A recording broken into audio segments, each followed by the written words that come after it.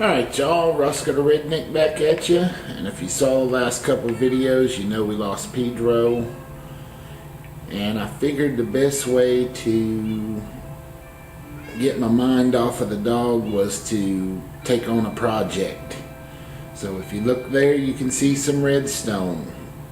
Now I'm not going to tell you this is the most technical redstone project you've ever seen, but anytime you pull the redstone out of the chest, it can be a problem. So I'll go over what I got with you, and we'll check it out. So there's the start of the redstone. Directly above it, and you'll see it when I get in the house in a minute, directly above it is a switch that you flip to turn on the redstone. You follow the redstone down to some redstone lamps. Then you put a repeater. Let me grab this piece of dirt there, get it out of the way. If I can climb out. Alright, so you got a repeater and a little bit more redstone, then some more lamps, and I got a lamp on the dock. Just repeat that process with your redstone lamps and your repeater, lamp, repeater, lamp, repeater, all the way around. We go down here, there's another one, there's another one, got that one to there. Now we put the repeater down. 1, 2, 3, 4, 5, 6, 7. Then we put the repeater down. 1, 2, 3, 4, 5, 6, 7. Put the lamps in. Put the repeater down. Redstone.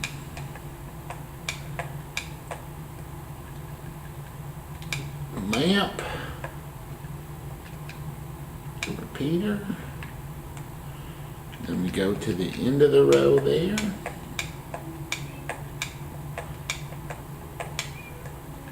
Put in another lamp.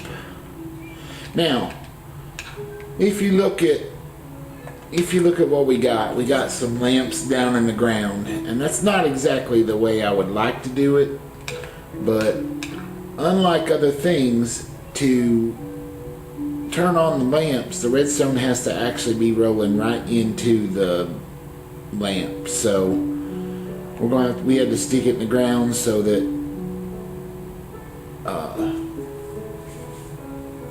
we could touch it. If I had my choices, I would have it up on a pole, nice little pole, and it'd be up in the air, but that's just not possible with the redstone the way it's set up. So we're gonna have to go with it as is. Then if you go inside here, you can see the switch. I wish the switch was up on the wall, but again, I'd have to have a deeper wall and that kind of thing. So turn off the switch, you can see all the lamps went off. Turn on the switch, all the lamps come on. So I've got it all set up exactly, well, not exactly, but I got it all set up so it works. The next thing we need to do is fill in all this dirt. So we're going to go down here and start right there underneath the house. Put the dirt back in. Well, that was a little more troublesome than I thought it was going to be. Alright. Now that I got this little circuit set up, anything else I want to do anywhere else in the neighborhood, I can run off the circuit that I already have set up. So if I want to put some lights out back, I will just go down underneath, down under there. I gotta cover that up to make it look better, but I'll go down to there and then go out the back window too. So I'll probably end up doing that, but right now we're just working on the front. So we're gonna fill this in. I'm gonna go through and put all this dirt in. I don't want you to have to watch that. So what I'm gonna do is I'm gonna put this dirt in, and then I'm gonna wait till it gets dark out, and I'll start the video back up so you can see what it looks like when I turn it on. So be right back with you. Alright y'all, you can see the sun is setting, so it's almost nighttime. Oops.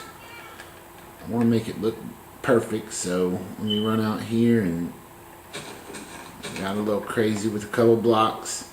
So we got everything turned off. We got the dock turned off. I gotta fix that hole. But I wanted to show you, kitty cats are in the window watching the festivities. So we are gonna go over here and we're gonna turn on them lamps, and we're gonna check it out. It's pretty cool the way it takes a second for it to all light up. But there you go. Once all that grass grows in, it'll look even better. But I got the whole up top part of the thing, or top part of my little front yard, we'll call it. It's all lit up,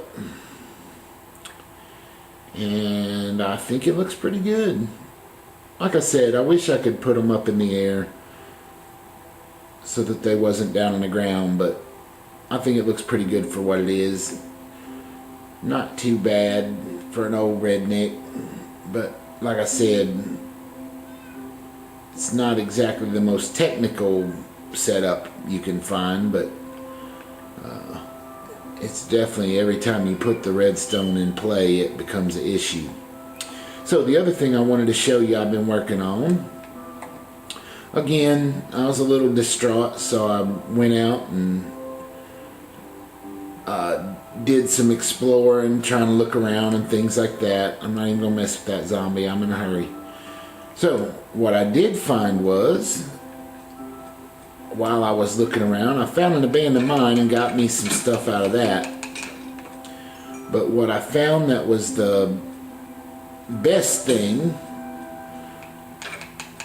and I got me a little pole over here to point it out, is this little setup. So I told you before when I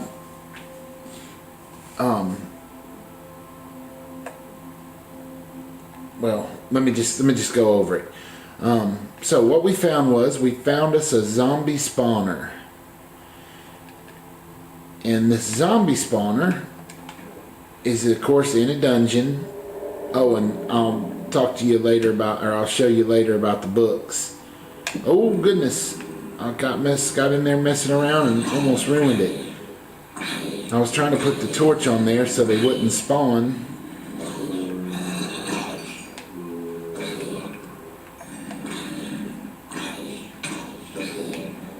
We're trying to get them not to spawn, but anyway, so I put some water in here. I'll go ahead and get rid of that. I can deal with them. So I put some water in here so that it pushes the zombies to the front, and it also pushes their loot to the front. So whenever one of them gets killed, if it works out right, the rotten flesh and the XP will push its way to the front. So this is what they would call a mob trap. XP farm, maybe, if you want to call it that.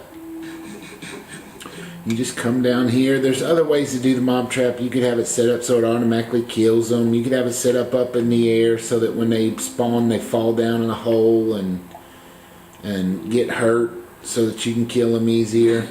Really, this is the way I like to do it. I just like to set it up so that they, you see how that pushed everything up to me? I like to set it up so that I can just come down here whenever I need some XP or something like that and kill me some zombies. They usually spawn a lot faster than this, and I think what's happening is I'm doing it at nighttime, so there's a lot of zombies out in the regular world. So that's part of the reason why they're not spawning very often. We got 2 of them just spawned in, and one of them got pushed in the corner. That's kind of a little problem over there. This one here's getting pushed over in the corner too. But like I said, oh, we got a bunch of them now. It must be getting about daylight out. So I just wait here. I'm already up to level 29, just about it. As soon as I kill this one, it should be level 29. Yeah, I'm level 29. That one there got away from me, so I'll go in. Zombies are not that big a deal. I ain't really worried about zombies. I really wouldn't mind just jumping on in here and fighting them straight up, but I wanted to show you how a mob spawner works and how a little mob trap will work for you. So I have the one in the nether similar to this. It's a little bit more difficult because I got to go in and fight them and stuff, but I got the one in the nether that I fight the blazes with. But this is the little zombie spawner, little zombie farm, I guess you could call it. Now that corner there is a problem. I wish I had more room. I could put the water in both corners so it flowed straight out, but this is good enough. So that's a mob spawner, a little mob trap. So I worked on a little redstone project. I worked on a little mob trap and found me in an abandoned mine.